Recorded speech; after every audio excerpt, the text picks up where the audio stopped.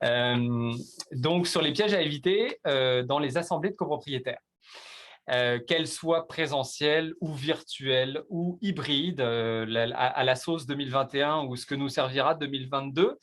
Les pièges à éviter sont globalement toujours les mêmes. Et puis, on va faire une petite revue avec vous de conseils ou d'erreurs à ne pas faire sur les assemblées. Alors, je suis en compagnie de Marie-Cécile Bodéus, qui est avocate et associée chez De Grandpré Jolicoeur, notre bureau d'avocat et de notaire. Et je suis Ludovic Ledraoulec, également avocat au bureau.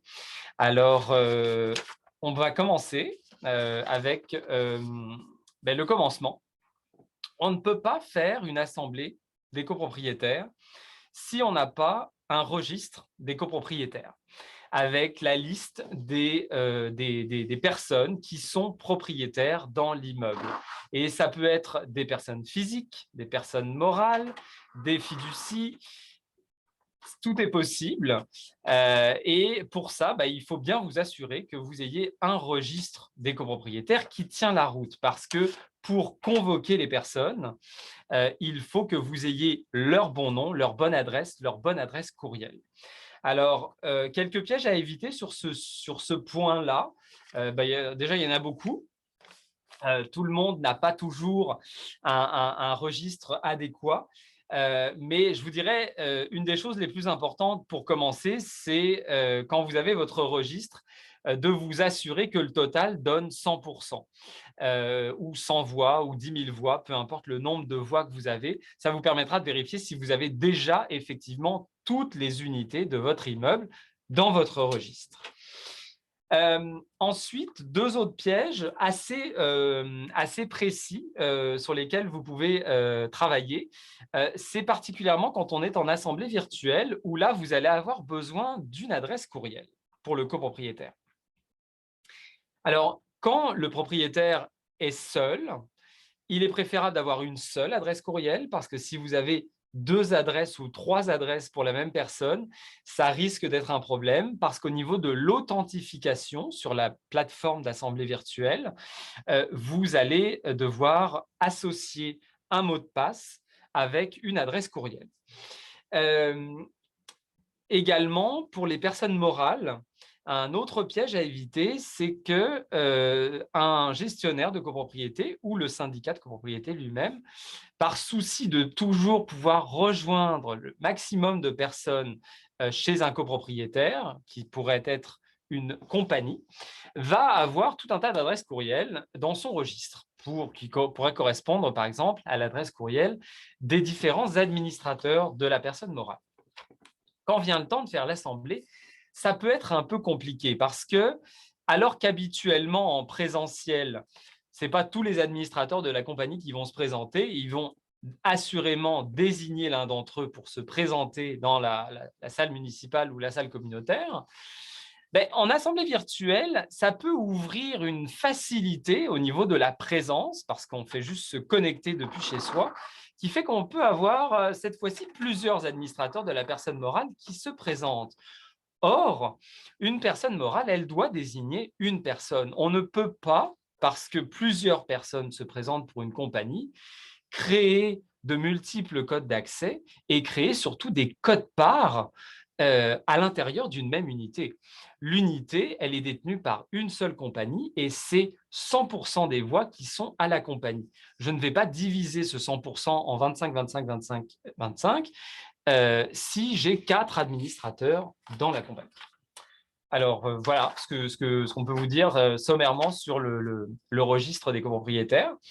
Marie-Cécile, si tu veux nous parler de la vie de convocation. Ouais. Alors, on est actuellement en pleine période gros boom de convocation d'assemblées de copropriétaires. On vous a parlé d'avoir votre registre à jour. Encore faut-il maintenant la convoquer correctement, cette assemblée de copropriétaires-là.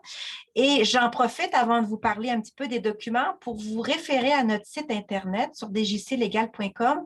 Vous allez pouvoir trouver toutes sortes de formulaires et de modèles pour convoquer adéquatement votre assemblée de copropriétaires. Alors, il vous suffit de télécharger les modèles que nous avons mis à votre disposition. Alors, l'avis de convocation d'une assemblée de copropriétaires est en fait encadré intégré et soumis à votre déclaration de copropriété qui elle-même reprend, souvent textuellement, l'article 1087 du Code civil du Québec. Alors, vous devez évidemment envoyer un avis à vos copropriétaires les invitant à une assemblée de copropriétaires.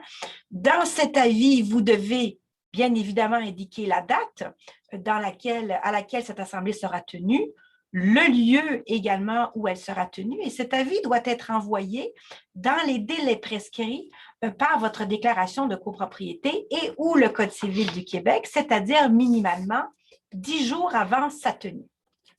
En plus de l'avis que je peux dire d'invitation aux copropriétaires, vous allez devoir joindre l'ordre du jour que vous prévoyez suivre lors de cette assemblée de copropriétaires avec les différents points qui seront traités par cette assemblée de copropriétaires et joindre les documents pertinents.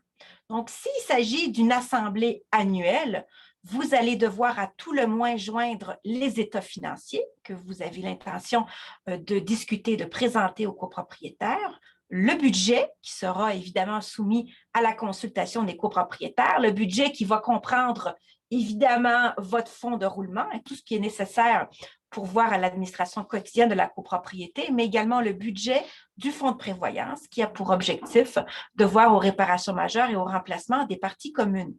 Vous allez devoir également joindre à votre avis de convocation toute modification que vous entrevoyez prévoir à l'Assemblée en matière de règlement d'immeuble ou de modification à la déclaration de copropriété.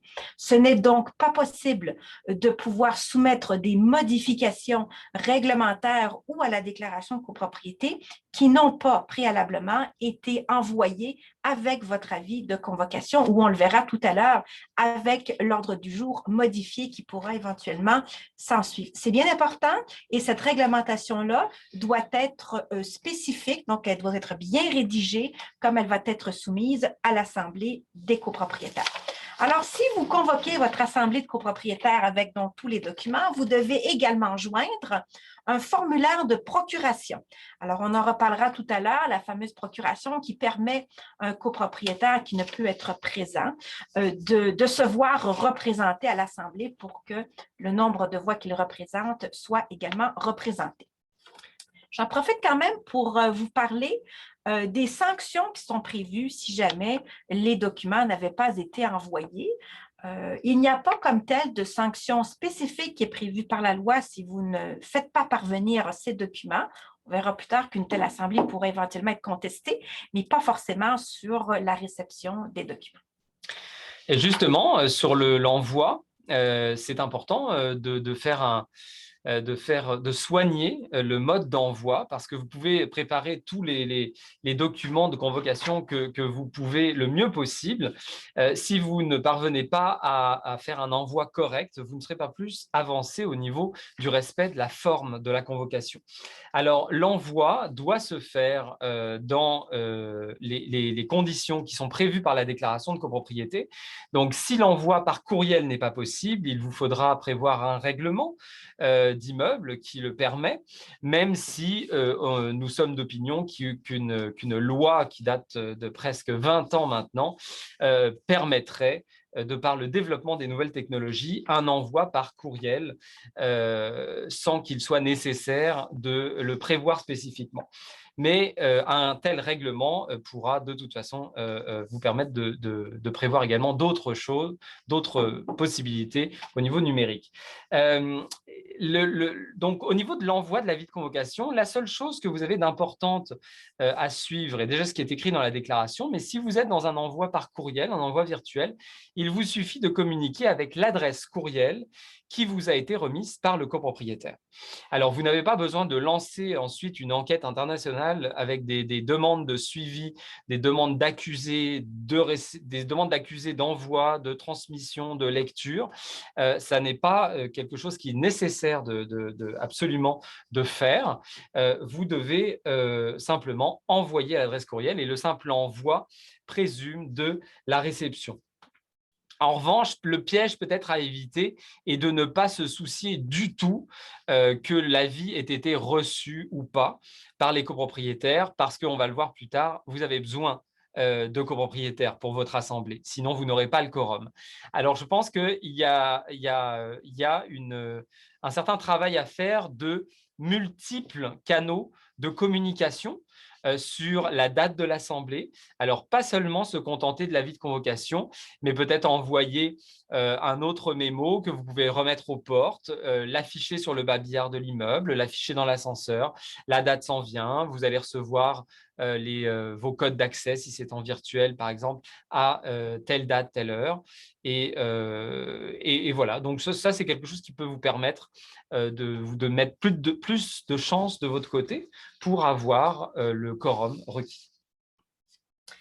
C'est important quand même de mentionner qu'actuellement, nous sommes encore sous le couperet d'un décret gouvernemental, Ludovic, qui permet, sans aucune autre formalité, la tenue d'assemblées sur des plateformes virtuelles, comme on le voit depuis 1 an et demi, et qui permet aussi, sans problème, l'envoi aux copropriétaires de documents par le courrier électronique. Par contre, il faut quand même se rappeler que la plupart des déclarations de copropriété plus vieilles prévoient un autre mode de remise, un autre mode de communication de l'information aux copropriétaires. Donc, il devient excessivement prudent pour les copropriétés d'adopter dès à présent ces fameux règlements qu'on appelle post-COVID qui vont pouvoir être utilisés une fois que le décret sera levé et qui permettront donc à tous les syndicats de copropriété de continuer la méthode qui est préconisée actuellement, c'est-à-dire les assemblées virtuelles et également la communication et les échanges par courrier électronique. Je tiens à préciser que ce n'est pas une obligation de continuer à le faire, mais que ce sera certainement un choix qui devra et pourra être envisagé par les conseils d'administration. Et je pense que les échanges par courrier électronique entre les copropriétaires et le syndicat vont être quelque chose qui vont demeurer postérieurement à la COVID. Donc, il vaut toujours mieux le prévoir puisque votre réglementation n'est pas dans tous les cas à jour à ce niveau-là. Alors, une fois qu'on a convoqué cette assemblée de copropriétaires-là, donc entre le moment de la convocation et le moment où elle se tient, cette assemblée, donc minimalement 10 jours, bien, il y a des événements qui peuvent se produire et notamment des demandes d'ajout de points à l'ordre du jour. Alors, tout copropriétaire qui reçoit les documents d'avis de convocation, il va donc lire l'ordre du jour et il va pouvoir faire dans les 5 jours de la réception de cette documentation-là une demande d'ajout de points à l'ordre du jour qui va ultimement générer un ordre du jour modifié qui devra être envoyé à tous les copropriétaires. Alors, cette demande d'ajout, qu'est-ce que c'est? Parce que c'est souvent mal compris. Les gens, les copropriétaires envoient toutes sortes de choses aux syndicats en disant, ben, écoutez, mettez ça à l'ordre du jour. Ce qui est visé par cette demande d'ajout à l'ordre du jour, ce sont des points qui doivent effectivement être soumis à l'Assemblée des copropriétaires. Alors, si c'est des questionnements, si c'est des précisions sur des points qui se retrouvent déjà à l'ordre du jour ou qui sont de facto à l'ordre du jour ou des points de varia, ils n'ont pas l'obligation de faire l'objet d'un ordre du jour amendé. Par contre, s'il s'agit de questions qui doivent être soumises au vote de l'Assemblée, à ce moment-là, le syndicat reçoit la demande d'ajout, procède à un ordre du jour modifié et le fera parvenir à l'ensemble des copropriétaires pour que la journée de l'Assemblée, tous et chacun aient l'ordre du jour avec tous les points qui pourront être soumis à cette assemblée et qui pourront être soumis au vote. Donc, vous comprenez que si le copropriétaire envoie une demande indiquant, par exemple, qu'il veut qu'on traite et qu'on résilie le contrat du gestionnaire, alors que ce n'est pas la compétence de l'Assemblée des copropriétaires, il n'y aura pas l'obligation pour le syndicat de procéder à une modification et à un ordre du jour amendé. Donc, seules les questions pouvant être soumises à l'Assemblée des copropriétaires seront acceptées. Il faut aussi que le copropriétaire qui désire ajouter ses points à l'ordre du jour fasse le travail adéquatement. Alors, s'il désire, par exemple, soumettre à l'Assemblée une modification à un règlement, il ne suffit pas pour lui de dire au syndicat « je veux qu'on parle et qu'on modifie telle chose ». Il va falloir qu'il fasse le travail adéquatement, qu'il rédige la proposition qu'il voudra intégralement soumettre à l'Assemblée des copropriétaires. C'est bien important de comprendre que s'il n'y a pas de demande d'ajout dans les 5 jours de l'Assemblée des copropriétaires, l'ordre du jour qui a été proposé et envoyé avec l'avis de convocation sera celui qui sera suivi lors de l'Assemblée des copropriétaires. Un autre piège à éviter en prévision du soir de l'Assemblée, c'est de ne pas se préparer adéquatement. Alors oui, vous avez fait une réunion du conseil d'administration préalablement à l'Assemblée, au cours de laquelle vous vous êtes entendu sur les documents de convocation, la date, le lieu, mais où rarement il aura été prévu le fin détail. Donc, ce qu'on appelle, nous, dans notre quotidien, puisqu'on fait énormément d'assemblées de copropriétaires, le qui dit quoi. Alors, le qui dit quoi part de l'ordre du jour dans sa version la plus définitive. Alors, ça n'est pas celui de l'avis de convocation, c'est vraiment celui qui résulte des différentes demandes d'ajout, du différent traitement des demandes d'ajout par les copropriétaires. Alors, on fait ça 2 jours avant ou la veille de l'Assemblée, un court appel entre les administrateurs, le gestionnaire et les intervenants à l'Assemblée, où on passe à travers l'ordre du jour et on dit bon, ben, qui va qui va faire état de quel point. Ce qui dit quoi, il est aussi l'occasion pour le gestionnaire ou le conseil d'administration de traiter adéquatement les variables. Tous les immeubles n'ont pas la chance d'avoir des copropriétaires extrêmement impliqués, concernés et dédiés à l'immeuble au point de recevoir entre 25 et 50 demandes d'ajout au point variable. Mais malheureusement, il y a des immeubles dans lesquels c'est monnaie courante et c'est quelque chose qui peut se gérer. Alors, on n'est pas obligé d'arriver à l'Assemblée accablé par le poids de devoir traiter 48 points au varia, qui est l'item numéro 16 de notre ordre du jour. Il y a moyen, préalablement à l'Assemblée, de regrouper tous les varias par thème. Moi, j'ai déjà fait affaire avec une gestionnaire qui fait ça, et puis c'est très apprécié de la part du conseil d'administration. En fait, elle regroupe en différents thèmes les points varia. Donc, le thème des assurances, le thème du système d'interphone, le thème des poubelles, recyclage, compost. Bon, vous avez compris. Donc, on regroupe les différents points et ce faisant, eh ben, le conseil d'administration peut mieux saisir quels sont les différents enjeux les plus importants pour la copropriété et en parler d'avance dans son rapport du conseil d'administration et ainsi, je dirais pas anéantir, mais réduire grandement la nécessité de répondre à tous les points du varia. Alors ça, c'est ce qu'on appelle aussi une préparation adéquate qui va simplifier et qui va faciliter le déroulement de votre assemblée. Quelques mots maintenant sur les procurations. Les fameuses procurations sont souvent l'objet de tracas, de convoitises, de toutes sortes de choses. Alors, dans les immeubles, on connaît traditionnellement les personnes chasseurs de procuration, donc qui, dans les jours précédents, les assemblées vont faire du porte-à-porte, vont motiver des procurations à leur être remises dans l'objectif, évidemment, de représenter un point important à l'assemblée, éventuellement de faire balancer l'assemblée sur une décision ou une autre. Alors, les procurations qui doivent être remises au syndicat de copropriété et qui sont acceptables doivent soit être faites, évidemment, sur le modèle qui est fourni par la copropriété, mais elles pourraient aussi être faites sur un autre modèle à condition qu'elles contiennent des éléments bien spécifiques. D'une part, la procuration doit indiquer clairement qui donne la procuration, donc le nom du copropriétaire en tant que tel, à qui elle donne sa procuration. Alors, il faut que la personne qui reçoit la procuration soit clairement identifiable. Alors, on ne peut pas dire à un administrateur, on ne peut pas non plus lister 52 personnes à qui on veut donner une procuration. Il faut que la procuration soit destinée à une seule et unique personne. Cette procuration-là va également être datée. C'est bien important parce qu'il est possible que des copropriétaires changent d'idée entre le moment où ils donnent une procuration à quelqu'un et la journée de l'Assemblée. Donc, il se peut que pour une même unité, vous receviez plusieurs procurations. dans ces circonstances-là, c'est la dernière procuration reçue qui va être la procuration valide.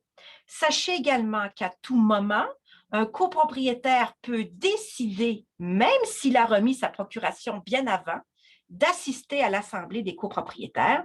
Ce faisant, sa présence annule la procuration qu'il a donnée. Petit mot aussi sur les procurations s'il y a plusieurs propriétaires d'une même unité. Alors, on pense à un mari et femme qui sont propriétaires d'une unité. Ça pourrait être des co-investisseurs, ça pourrait être des héritiers aussi. Ils pourraient être même des fois assez nombreux. Alors, le simple fait qu'un des indivisaires donne une procuration n'emportera pas les voix de l'autre indivisaire. Donc, si je suis propriétaire avec mon conjoint d'une unité et que moi, je donne une procuration à quelqu'un d'autre que mon conjoint et que mon conjoint ne se présente pas à l'Assemblée, ses votes à lui ne sont pas inclus dans ma procuration. Donc, mon unité ne sera représentée que pour la moitié des voix. Il est aussi possible, avec le virtuel, de faire des procurations numériques. Une procuration peut aussi être donnée en tout temps. Alors, dans les plus vieilles déclarations, on avait des règlements qui exigeaient, par exemple, la réception d'une procuration 48 heures avant le début de l'Assemblée. Sachez que la validité de ce type de règlement-là, elle est excessivement douteuse. Il est possible pour un copropriétaire de donner une procuration même pendant l'Assemblée, si jamais il devait, pour une raison XY, quitter l'Assemblée des copropriétaires. Alors, dernier mot sur les procurations, peut-être sur ce qu'on appelle les procurations de longue durée, là, ou les procurations permanentes. Ouais. Donc, il est possible pour un copropriétaire aussi de donner une procuration, pas pour une assemblée spécifique, mais pour une année ou pour un temps indéfini. Pour tous les ans. Pour tous les années. Alors, cette procuration-là est également valide à la condition qu'elle respecte les conditions que je vous ai énoncées en début de préparation. Alors, ça nous amène au soir de l'Assemblée. Le grand soir de l'Assemblée. Alors, d'abord, il y a l'accès à la salle. Alors, si c'est l'accès à une salle, une vraie salle, comme dans le temps, je dirais, vous avez un registre des présences que vous faites signer, que vous faites émarger par les copropriétaires. Seuls les copropriétaires ont accès à l'immeuble. En général, on les connaît, donc on n'a pas besoin de leur demander leur identité. Mais dans certains grands immeubles, il y a parfois un contrôle avec carte d'identité qui peut se faire à l'entrée. Ça n'est pas du tout illégal puisque on est supposé recevoir uniquement les copropriétaires. Pour une plateforme virtuelle, je lisais un confrère sur les réseaux sociaux cette semaine qui disait tant que vous utilisez une bonne plateforme d'assemblée virtuelle, ça va bien aller. Alors, effectivement, vous ne pouvez pas aller vers toutes les plateformes de réunion virtuelle. Ça prend vraiment une plateforme qui est spécialisée pour la copropriété. Il y en a de plus en plus sur le marché, mais la plateforme d'assemblée virtuelle doit avoir un niveau d'authentification qui permet de s'assurer que vous avez envoyé un code d'accès à un copropriétaire, à l'adresse courriel qu'il a remis à son syndicat de copropriété et que seul ce copropriétaire avec cette adresse peut utiliser son code d'accès. Alors, une fois qu'on a donné accès à la salle, eh bien, se pose toujours la question d'atteindre le quorum. Alors, oui, parce que le quorum est nécessaire pour pouvoir ouvrir cette fameuse assemblée de copropriétaires. Alors, on a subi et souffert toutes les démarches jusque-là. Là, c'est le grand soir et il faut que les copropriétaires soient présents ou représentés. Donc, si à l'ouverture dite, alors mettons, j'ai une assemblée convoquée pour 19 heures, si à 19 heures, je n'ai pas le quorum, c'est-à-dire la majorité des voix de l'ensemble de la copropriété qui sont présentes ou représentées, donc qui sont là physiquement, virtuellement ou encore par procuration, bien, je ne vais pas pouvoir débuter mon assemblée de copropriétaires. La déclaration de copropriété prévoit dans tous les cas un certain nombre de temps durant lequel cette espèce de délai de grâce où je vais devoir attendre avant de déclarer mon assemblée ajournée ou débuter mon assemblée. Donc, un certain délai pour permettre aux retardataires d'arriver et qu'on puisse constituer quorum. Alors, les déclarations de copropriété prévoient soit une demi-heure d'attente ou 1 heure d'attente. Alors, si après l'expiration de ces délais prévus, il n'y a toujours pas quorum, je ne pourrai pas tenir mon assemblée. Il faudra alors que je me réfère aux différentes règles prévues dans ma déclaration de copropriété pour reconvoquer mon assemblée de rattrapage qui, elle, aura automatiquement quorum. Alors, comment je le calcule, le quorum? Bien, encore là, ça nous renvoie à l'obligation d'avoir mon registre bien à jour, donc savoir qui est propriétaire de mon unité. Est-ce que j'ai un seul propriétaire ou plutôt est-ce que j'ai des indivisaires? Est-ce qu'ils se sont tous bien connectés? Est-ce que j'ai tout bien considéré toutes mes procurations? Et là, il y a la question des indivisaires. Alors, tout à l'heure, je vous parlais des procurations données par les indivisaires. Je vous donnais l'exemple du mari, du conjoint-conjointe dans une même unité. Maintenant, si j'ai un des deux, toujours dans mon exemple de conjoint-conjointe, qui se présente en présentiel ou virtuellement sur la plateforme à l'Assemblée des copropriétaires à l'exclusion de l'autre, automatiquement, depuis le mois de janvier 2020, cet indivisaire-là représentera intégralement les voix de l'unité. Alors, c'est important de savoir pour les indivisaires, est-ce qu'ils sont là en présentiel ou est-ce qu'ils sont plutôt représentés, ce qui peut vous permettre des fois d'atteindre un quorum nécessaire. Alors, c'est donc excessivement important de faire le bon calcul pour pouvoir faire dès le début de l'Assemblée, de prendre la bonne décision de l'ouvrir ou non. Ça m'amène un peu à vous amener aussi sur la nécessité d'avoir un président d'Assemblée solide. Alors souvent, le premier point à l'ordre du jour, c'est souvent le premier point de l'ordre du jour, c'est l'élection d'un président et d'un secrétaire d'Assemblée. Un président qui est au courant des règles pourra certainement vous épauler et pourra prendre la décision à savoir s'il y a ou non quorum pour ouvrir cette Assemblée. Alors, il y a des solutions pour parer à ce problème d'atteinte du quorum, parce que même en format virtuel, il y a encore trop d'assemblées qui ne peuvent pas se tenir la première fois, faute de l'atteindre. Alors, les solutions sont pas si nombreuses que ça au niveau réglementaire, mais on a pu penser à certaines choses et probablement que dans les mois qui viennent, dans les années qui viennent, des solutions, des règlements un petit peu plus audacieux pourront voir le jour et permettront en fait à demander aux copropriétaires de se prononcer avant la tenue de l'Assemblée sur leur présence ou leur représentation le soir venu. Un point peut-être sur les intrus qui se présentent à l'Assemblée ou qui peuvent écouter l'Assemblée. Alors, la question de la gestion des intrus est un petit peu nouvelle et vient un petit peu avec les assemblées virtuelles parce qu'en présentiel, c'était plus facile. Alors, en présentiel, on se présente, on signe le registre des présences, vous n'êtes pas copropriétaire, vous n'avez pas de procuration, vous n'avez pas accès. Certaines copropriétés avaient cependant adopté des règlements permettant les conjoints-conjointes non copropriétaires d'assister aux assemblées sans qu'elles aient par ailleurs le droit de vote. En virtuel, ce contrôle de la salle, si je peux dire, ou des copropriétaires devient un petit peu plus compliqué, puisqu'il devient plus compliqué de savoir ce que chaque copropriétaire, à qui chaque copropriétaire laisse l'accès. Alors, rien n'empêcherait techniquement un copropriétaire d'être branché avec son code et d'avoir invité tous les voisins ou des gens qui n'ont pas affaire à la copropriété à assister un petit peu secrètement dans une autre salle là, à la tenue de l'Assemblée des copropriétaires. La meilleure façon de faire demeure encore en tout début d'assemblée de rappeler aux copropriétaires que c'est une assemblée de copropriétaires, que seuls les copropriétaires ont accès à ce qui se dit et qu'il n'est pas question que ce soit une assemblée publique où tout le monde peut assister.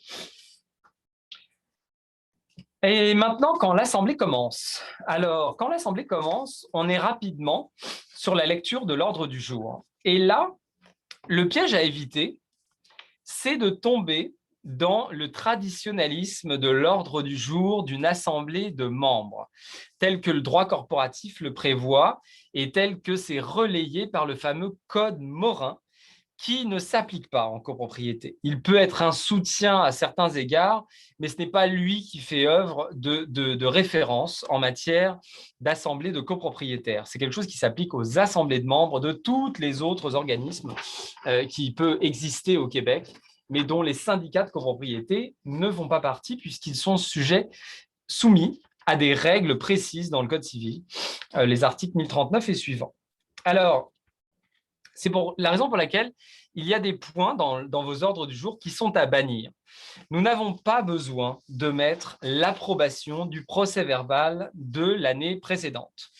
Ça, c'est un point que vous pouvez rayer de vos ordres du jour pour l'éternité, pour de multiples raisons, notamment que le délai pour contester une assemblée à partir de son procès-verbal, c'est un délai de 90 jours après l'assemblée. Alors, votre procès-verbal, il doit être définitif au moins à cette date-là. Et depuis le 10 janvier 2020, avec la loi 16, avec le projet de loi 16 qui est la loi 28, eh bien, votre syndicat de copropriété a l'obligation d'envoyer à tous les copropriétaires le procès-verbal de l'Assemblée dans les 30 jours de la tenue de l'Assemblée. Alors, ça signifie une chose importante, c'est que votre procès-verbal, à partir du moment où il est envoyé, il est signé par les officiers d'Assemblée, il n'a pas besoin d'être ratifié par l'Assemblée suivante. S'il y a des erreurs, des coquilles qu'un copropriétaire voit, il peut en faire part à l'Assemblée suivante ou plus idéalement, il peut en faire part au conseil d'administration en cours d'année et la correction sera faite dans le PV qui est enregistré au registre de la copropriété. On peut penser aussi à la lecture et à l'adoption de l'ordre du jour, parce que l'ordre du jour n'a pas à être adopté le soir de l'Assemblée. Il n'y a rien qui puisse se passer le soir de l'Assemblée qui va nous faire changer l'ordre du jour. L'ordre du jour est celui qui a été envoyé dans l'avis de convocation et celui qui a été envoyé au copropriétaire s'il y avait lieu de faire un ordre du jour amendé. Donc, on peut le lire, on peut décider de faire un point avant un autre, mais on n'a pas besoin de voter là-dessus. D'autres points sont aussi traditionnels, mais ce n'est pas vraiment un enjeu de ne pas les faire, comme la nomination du vérificateur, qui n'est pas vraiment de la compétence de l'Assemblée, mais plus de la compétence du conseil d'administration. Mais là encore, si à travers les années, l'Assemblée a l'habitude de procéder à ce point-là, il n'y a pas un enjeu à ne pas le faire. Et finalement, pour toute la soirée de l'Assemblée, je pense qu'il est quand même toujours important de ne pas priver les copropriétaires de l'accès aux documents, non seulement par souci de transparence, mais aussi pour stimuler un peu la participation des copropriétaires. Donc, quand vous êtes en présentiel, vous assurez qu'il y a quelques copies de l'avis de convocation supplémentaire au cas où les gens ne l'auraient pas amené. Et quand vous êtes en virtuel, de permettre un accès par téléchargement ou par visionnement des différents documents PDF qui font partie de l'avis de convocation. Les plateformes d'assemblée virtuelle sont supposées avoir cette fonctionnalité. Justement, sur l'ordre du jour… Ben oui, merci Ludovic, si on a déjà traité. Non, mais pas complètement. Alors, tout à l'heure, je vous ai dit donc qu'il y avait une seule et unique façon de modifier l'ordre du jour d'une assemblée, c'était par les copropriétaires dans un délai de 5 jours de la réception de l'avis de convocation. Donc, vous comprenez qu'arrivé le soir même de l'assemblée, plus moyen de jouer avec cet ordre du jour-là.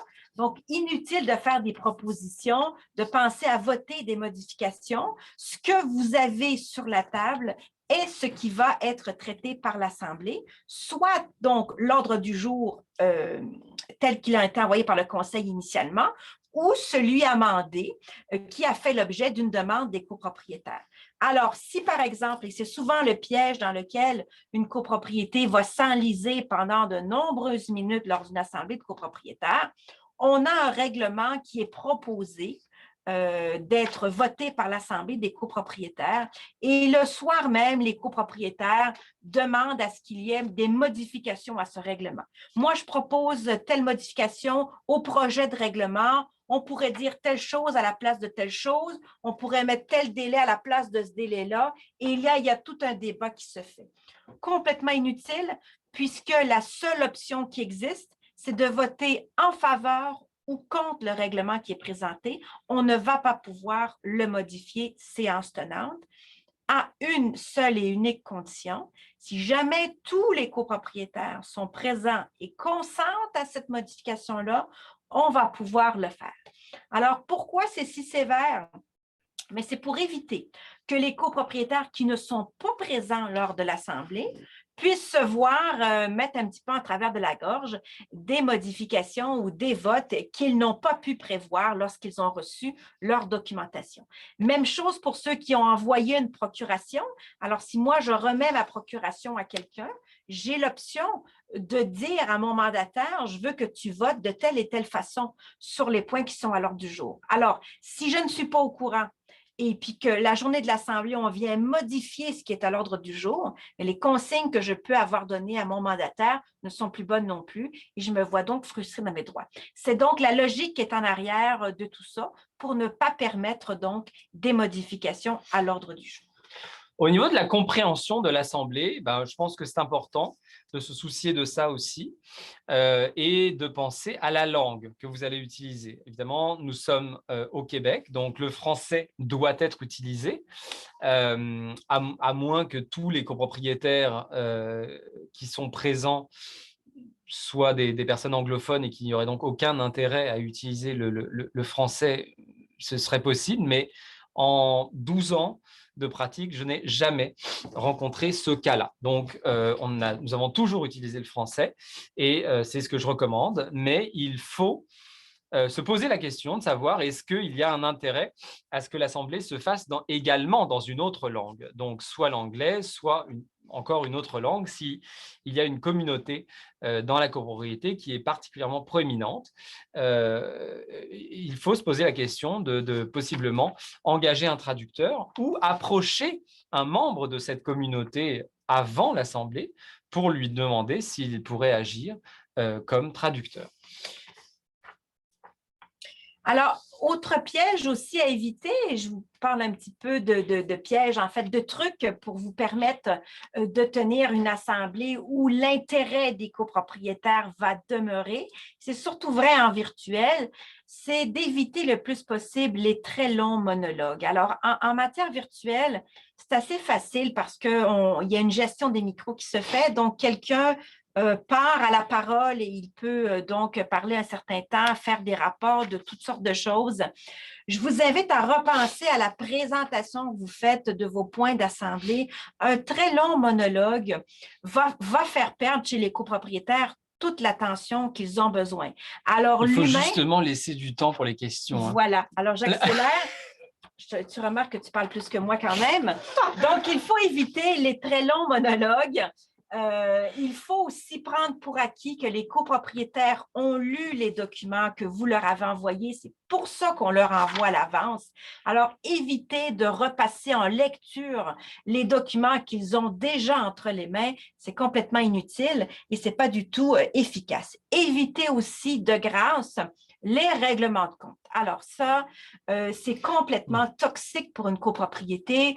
Quand on a différents clans qui s'affrontent, les administrateurs, les ex-administrateurs, les wannabe administrateurs et les copropriétaires frustrés, tout le monde se renvoie la balle. On réfère à des événements qui, sincèrement, n'ajoutent rien à la communauté et qui donnent une très mauvaise image de l'administration qui a eu lieu dans la dernière année et qui vont aussi donner une très mauvaise image aux nouveaux copropriétaires qui arrivent chez vous. Donc, portez une attention particulière lorsque vous faites l'objet d'attaques et ça arrive en étant administrateur. Écoutez l'attaque, passez à autre chose, évitez d'y répondre éternellement. Ça ne va que toxifier votre assemblée des copropriétaires. Dernier peut-être point que je voulais vous dire sur la tenue de l'assemblée, c'est sur les votes. Alors, lorsqu'il y a des votes en assemblée, soyez attentifs, tout comme le quorum, à prendre les bonnes décisions, à savoir pertinemment quel vote ça vous prend. Est-ce que c'est un vote ordinaire? Est-ce que c'est un vote extraordinaire? Et à vous assurer que la comptabilisation des votes, c'est bien fait avant d'annoncer qu'une résolution est adoptée ou ne l'est pas. Alors, soyez quand même vigilants et rappelez-vous que les erreurs de calcul dans la prise de vote ou les erreurs de décision quant aux majorités sont la cause numéro 1 des contestations d'assemblée de copropriétaires. Et le clou de l'Assemblée, pour finir, c'est souvent l'élection du conseil d'administration. Alors, sur ce point-là, et là aussi, il est important d'être bien préparé. Donc, de savoir combien d'administrateurs on doit élire ce soir, pas toujours évident parce qu'on est de plus en plus dans des copropriétés où il y a des clauses de roulement. Donc, en fait, à chaque année, on élit, mettons sur un conseil d'administration de 5 personnes, on en élit 3 et l'année suivante, on en élit 2. Et donc, ainsi de suite, il y a toujours un roulement sur le conseil d'administration. Et donc, ça a un impact sur la durée des mandats. Toujours bien important au moment de l'élection de préciser pour combien de temps l'administrateur est élu. Est-il élu pour un mandat d'1 an allant jusqu'à la prochaine AGA ou pour un mandat de 2 ans allant jusqu'à la prochaine AGA? Donc, en cela, particulièrement pour un président externe à l'immeuble, c'est toujours très important pour vous, syndicat de copropriété, de lui fournir toute l'information à ce sujet-là. Et s'il y a eu des règlements d'immeubles qui viennent modifier la déclaration de copropriété sur la composition du CA, il faut qu'il en ait connaissance, sinon il va faire une gaffe le soir de l'Assemblée. Il est important de rappeler aussi aux copropriétaires que pour être élu, un candidat doit atteindre 50% plus une voix des voix présentes et représentées. C'est une majorité absolue qu'il faut atteindre. Alors, ça n'est pas parce qu'on a seulement 2 candidats pour 2 postes qu'on est pris avec, qu'on va dire, bah, écoutez, il n'y a que 2 candidats pour 2 postes, fait que bravo, ils sont élus par acclamation. Non, on n'élit plus des administrateurs par acclamation. C'est une erreur, c'est un piège dans lequel énormément d'immeubles tombent encore aujourd'hui. On ne fait plus ça. Il faut, si ce que vous simulez comme étant de l'acclamation, c'est envisageable, mais en appelant ça de l'unanimité. C'est-à-dire, vous demandez si quelqu'un s'oppose à l'élection de ces 2 seuls candidats pour les 2 postes. Vous demandez si quelqu'un s'oppose et donc si cette personne demande le vote. Si personne ne lève la main, ça veut dire que personne ne s'oppose, ça veut dire que tout le monde est d'accord pour que ces 2 personnes soient élues. Et là, vous avez votre unanimité. Mais si vous n'avez pas ça et qu'une personne lève la main en disant bah, « moi, je m'oppose » ou « je demande le vote », eh bien là, il faut qu'on passe à un vote et il faut que chacun des candidats atteigne plus de 50% des voix présentes et représentées. Mais ce n'est pas évident. Si une de ces personnes-là ne fait pas du tout l'assentiment des copropriétaires parce que c'est pour X ou Y raison, il se peut fort bien que cette personne n'atteigne pas 50% des voix et elle ne peut pas être élue administrateur ou administratrice. Et il faudra alors trouver un autre candidat dans la salle pour combler le 2e poste manquant. Alors, il peut y avoir beaucoup de tours d'élection, mais c'est un peu ça le principe de la démocratie. Il faut atteindre une majorité pour une élection. Finalement, le procès-verbal. Oui. Alors, le procès-verbal, donc, au début d'assemblée, on va nommer aussi un secrétaire. Alors, souvent, il n'y a pas beaucoup de candidats pour ce poste très ingrat, qui est celui de faire et d'émettre le procès-verbal de l'Assemblée des copropriétaires. Un mot sur la composition du procès-verbal. Un procès-verbal, c'est un résumé de ce qui s'est passé aux différents points de l'ordre du jour. Ce n'est pas un verbatim de tout ce qui s'est passé, de tout ce qui s'est dit, de tous les commentaires qui se sont étalés pendant des heures lors des assemblées de copropriétaires. Mettez-vous dans la peau d'un futur acheteur qui achète chez vous. Il n'a pas besoin de savoir tout ce qui a pu se dire et tout ce qui était peu flatteur lors d'une assemblée de copropriétaires. Ce qu'il a besoin de savoir, ce sont quelles décisions ont été prises et quelles majorités ont été prises. Ce procès-verbal-là doit être remis à tous les copropriétaires dans les 30 jours de la tenue de l'Assemblée des copropriétaires. Alors, autre piège à éviter, celui qu'on voit de moins en moins, mais qu'on voyait, l'envoi du procès-verbal avec la convocation de l'Assemblée annuelle suivante. Donc, un procès-verbal qu'on remet un an après, c'est devenu illégal, vous devez l'envoyer 30 jours après, ce qui rend, comme disait Ludovic, complètement inutile son adoption un an après, puisque de toute façon, les décisions de l'Assemblée ne sont plus contestables rendues à ce moment-là. Voilà. Voilà, c'est ce qu'on avait à vous dire. Alors, la plage est ouverte pour les questions. Si vous avez des questions, les personnes qui sont connectées sur le webinaire Zoom peuvent lever la main et on va prendre vos questions. Et ceux qui nous suivent sur le fil d'actualité Facebook, quel qu'il soit, sur Condo Admin ou sur DJC où vous l'aurez trouvé, vous pouvez poser votre question par écrit dans les commentaires. Dans la première question, est-ce qu'un copropriétaire locataire peut donner procuration à son copropriétaire locataire? Certainement. Une procuration peut être donnée à toute personne de son choix. Donc, il n'y a pas d'obligation à la donner à un administrateur, à un copropriétaire. Il peut la donner à un locataire. Il peut la donner aussi à une personne qui est complètement étrangère à la copropriété. La prochaine question, si on a une assemblée où nous n'avons pas le quorum, est-ce possible de tenir l'assemblée et de la faire ratifier par la suite? Non. On ne fait pas Malheureusement, peut-être, on devrait dire, mais non. Malheureusement. En tout cas, à une assemblée où nous, on serait, on ne fera pas ça. Mais oui, c'est sûr qu'on ne vit pas non plus dans notre propre réalité. Là. On sait que ce sont des choses qui arrivent parfois, mais on le déconseille férocement pour de multiples raisons. Je peux vous en donner certaines. C'est que une assemblée des copropriétaires, c'est un rendez-vous. C'est un rendez-vous annuel des copropriétaires.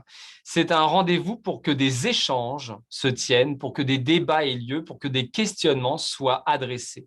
Et pour cela, il faut donner la chance à l'Assemblée de se tenir avec le quorum que la loi demande pour la première assemblée et avec et si ça ne peut pas avoir lieu, à l'assemblée de rattrapage, c'est là que ça se passera. Et à l'assemblée de rattrapage, on ne peut pas savoir combien de personnes seront là. On ne peut pas prendre pour acquis que parce que seulement 20 personnes se sont pointées la première fois, il va y en avoir 10 la deuxième fois, c'est-à-dire encore moins. Pas nécessairement. À l'assemblée de rattrapage, le quorum ne se calcule pas de la même façon et l'assemblée aura lieu, c'est certain. Donc, il peut y avoir 3 personnes, ça va quand même avoir lieu. Mais il se pourrait qu'il y ait plus de personnes que la première fois. On ne le sait pas. Alors, il faut suivre le cadre légal et il faut se rendre à l'assemblée de rattrapage. On ne peut pas faire ratifier quelque chose qui ne s'est pas tenu valablement la première fois. Voilà, puis la validité des décisions qui vont être prises à cette première assemblée, alors qu'on n'a pas quorum et qu'on n'est pas conforme à la réglementation pour la tenir, vont évidemment pouvoir être contestées. Alors, par exemple, vous consultez sur un budget, le conseil fixe un budget, mais les montants qui seront réclamés éventuellement non payés par un copropriétaire pourront être contestés parce qu'ils n'ont pas été faits dans le cadre légal qui est autorisé. Donc, ce n'est pas quelque chose qui est à privilégier.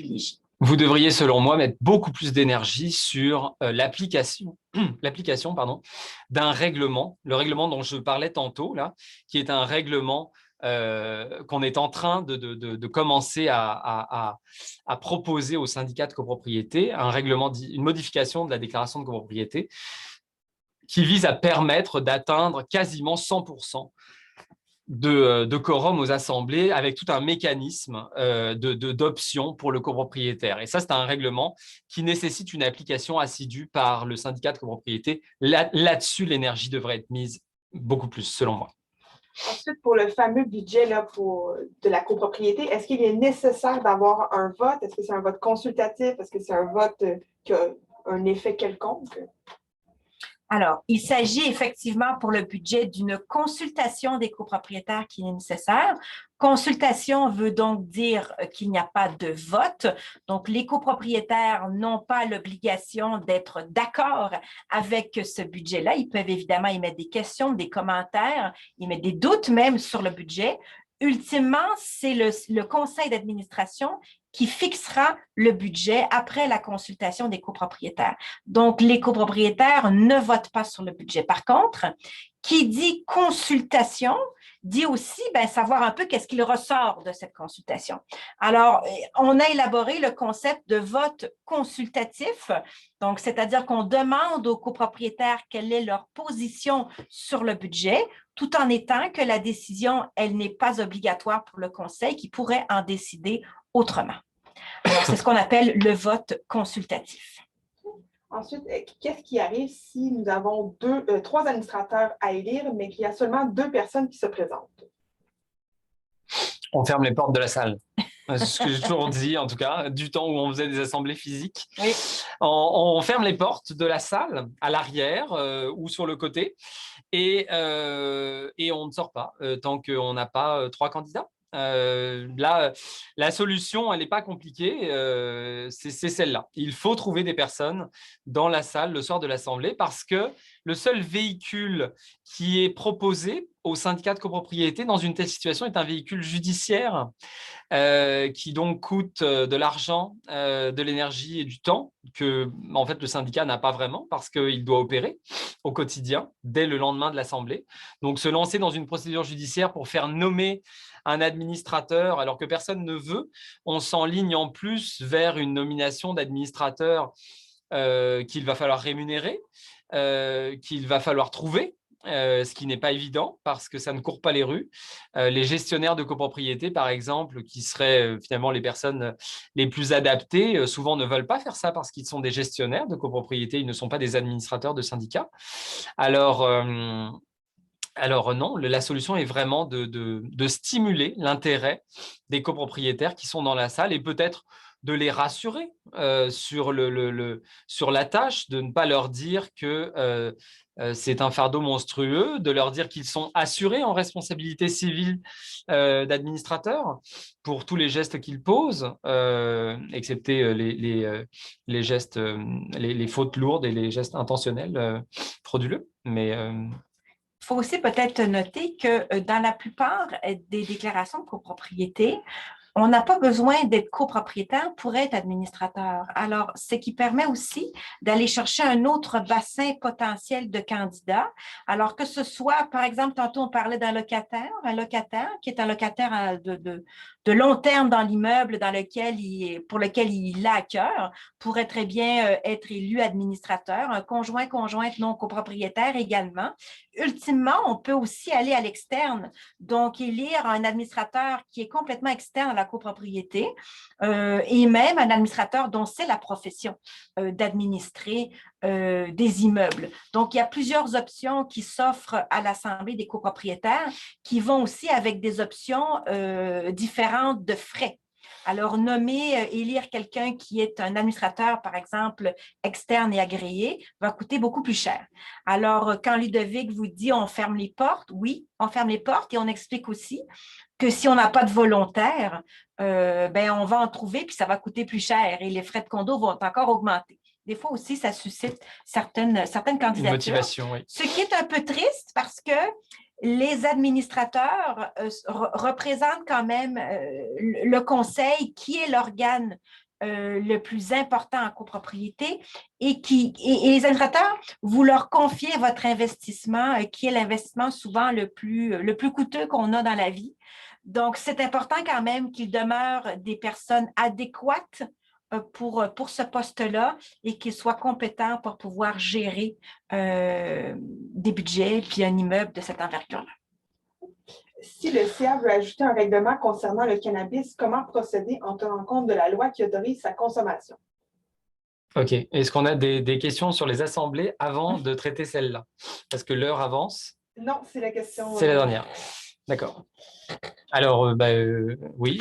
La réponse est oui. Alors, il est possible de présenter à une assemblée de copropriétaires un règlement anti-cannabis, alors qui viendrait dire toutes sortes de choses, soit interdit d'en fumer ses parties communes, soit à l'intérieur, en tout cas, dépendamment de la modulation de ce que vous voulez faire. Alors, comme dit tout à l'heure, vous, quand vous allez préparer votre ordre du jour, vous allez rédiger le règlement que vous voulez soumettre à l'Assemblée des copropriétaires, l'envoyer avec les documents d'avis de convocation et une fois que l'Assemblée se tiendra, les copropriétaires voteront sur cette résolution à la simple majorité. Si le syndicat ne le fait pas, le conseil ne l'indique pas à l'ordre du jour, encore une fois, il vous est possible, en tant que copropriétaire, de demander cet ajout en rédigeant vous-même de façon spécifique le règlement que vous voulez qu'il soit soumis à l'Assemblée des copropriétaires. Et la dernière question, comment calculer le quorum lors d'une assemblée de rattrapage?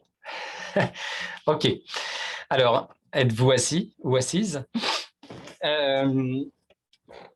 Vous aurez compris comment ça se calcule la première fois. C'est vraiment 50% des voix de tout l'immeuble.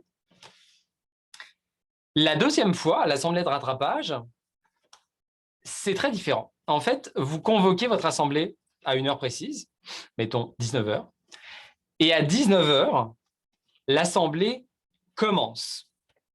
Quoi qu'il arrive, quel que soit le nombre de personnes qui sont là. À 19 heures, l'assemblée commence, et à 19 heures, je compte le nombre de copropriétaires qui sont dans la salle. Donc, les voix n'ont plus aucune importance. On ne regarde pas les voix. On compte le nombre de personnes, le nombre de copropriétaires. Donc, si dans le 203, vous avez un copropriétaire et qu'il est là, c'est un copropriétaire. Si dans le 604, vous avez deux copropriétaires, les deux sont là, ils comptent pour deux. Il y en a un seul qui est là, il compte aussi pour deux parce qu'il représente son indivisaire automatiquement. Le 304, il n'est pas là, vous ne le comptez pas. Donc, vous comptez le nombre de têtes de copropriétaires. Ça vous donne un total. Et votre quorum à maintenir, c'est les 3/4 de ce total-là. Donc, 75% de ce total-là. Alors, mettons que vous avez 100 personnes dans la salle. Il vous faut en tout temps garder 75 personnes dans la salle. Si on tombe en dessous de ce nombre, on doit réajourner l'assemblée de rattrapage et tenir encore une fois plus tard la suite de l'assemblée de rattrapage. Moi, personnellement, je n'ai jamais dû ajourner une assemblée de rattrapage. C'est quand même très rare qu'on tombe en dessous de 3/4 des personnes qui étaient là à 19 heures. Ça n'arrive jamais. Donc c'est ça. C'est comme ça que ça se calcule. Donc, ce n'est pas évident. Je n'ai jamais vraiment compris pourquoi le législateur avait fait quelque chose d'aussi compliqué. Mais bon, c'est comme ça. Alors, on doit vivre avec. Et peut-être la chose que vous avez à savoir là-dessus, qui a changé avec la loi 16, c'est sur les décisions que l'Assemblée peut prendre à double majorité. Les fameuses décisions pour modifier la première partie de la déclaration de copropriété, la décision pour voter des travaux de transformation ou d'amélioration des parties communes, ou pour les actes d'acquisition d'un bien immobilier par le syndicat, comme une unité ou autre chose. Pour ces décisions-là, ça prend 75% des voix présentes et représentées à l'Assemblée. C'est nouveau depuis le 10 janvier 2020.